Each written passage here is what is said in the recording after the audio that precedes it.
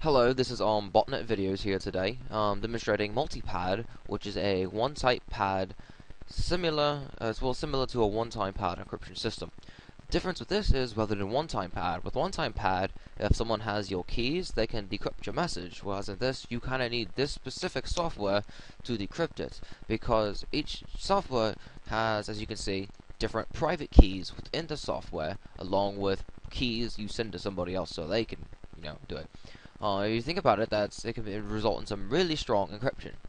So, what we're going to do here, this is version 4 beta. I hope to release soon. I might release, I might not.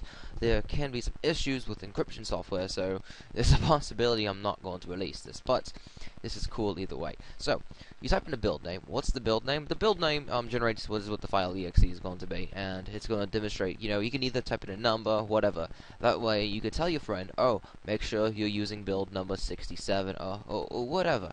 So we can just type in Jones secret pad, or whatever. It really doesn't matter. Now password. Type for password. Type in pass. Not pass. Hard to type and talk. That'll be the password, because when you open the encryptor, you need a password to use it. So go ahead and generate some keys and create my multipad. Now Jones secret pad.exe is created. Now you can see here on the desk we have Jones secret pad. And it asks us for a password. It says Jones secret pad as the build number, so that way you can tell your friend, alright, which build are you using? Are you using James? No, we need Jones's build.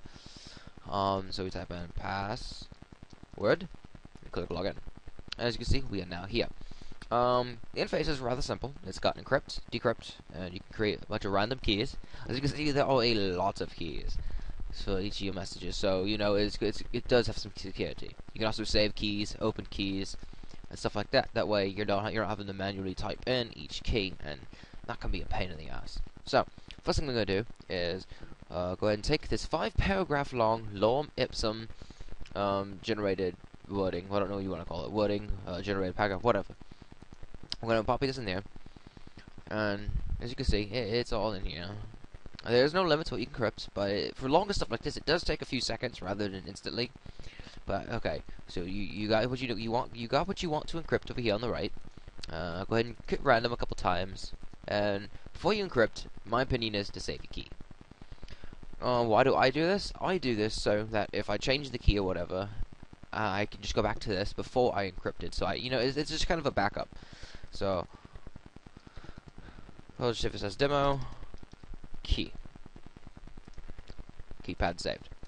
Now, as you can see, it's just a text. It's just a simple text pad. So if you wanted to, you could encrypt this and then send that and say, oh, use these new keys. You can do that if you want.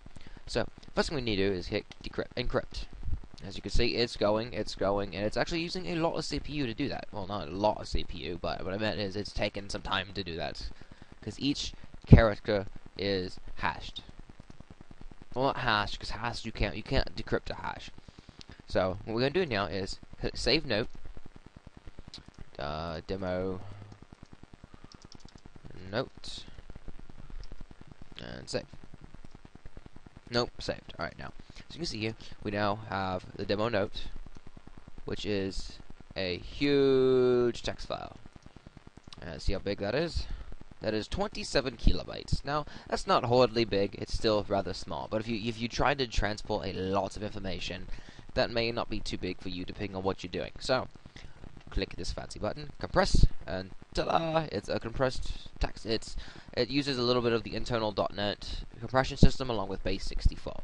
So now we can go ahead and hit save note again, and we can go ahead and put demo note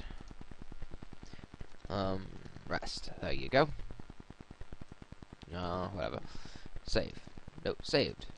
Now, if you were to see the note here and compressed, as you can see, it is our base 64 text. Sometimes it looks like a lot more, but it actually isn't. Now we have properties. The previous version. And as you can see, we have gone down from 27 kilobytes to 4. Now you're probably saying, okay, now what do I do now? Remember, it is one-time base, so keys can be the death of your encryption. So, okay, John, I've sent you a new message. Go check the message, John. So, okay, so John's going to open up. He's going to open up his version of the pad, because you have to use the same version of the pad. You can't just magically create 2 pads and they work together. No, they have to be specific. So once you create a pad, send it to your friend or send it to whoever you need to decrypt it. So he's going to go open key. He's going to open the key you'd saved, which is over here on the right, and then he's going to open your note. We're going to open the compress first, and then I'll show you that it does still work on the regular. As you can see, it is base 64, so we hit decompress, and ta-da! Next thing we need to do is hit decrypt. Give it just a moment, and as you can see, select all, copy, and open a new one, and paste. As you can see, we have 1,164 columns. I'm going to select all. We have 4,038 bytes. Now, if we over here, you see, we have 4,038 bytes. As you can see, nothing has changed. So your friend just got your message, and no one knows what you just sent to your friend.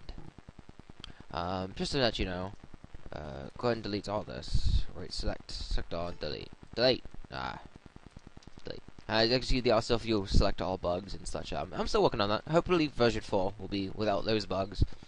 And okay, so open note. Demo note. This is the unencrypted version, which, as you can see, took a second to load, and then decrypt. And put strings in encrypt format. There is a slight bug with the text. There's for whatever reason, it adds like one space to the end, and the decryption doesn't know what to do with that one space, so it just says error. But don't worry, it's not an actual error. It still works. But it doesn't do the error with base 64, which is confusing because I still don't know how to fix that bug. So you click OK, and you have the same message. Select all, copy. As we go over here, paste. Now select. Oh no, not save. Select all.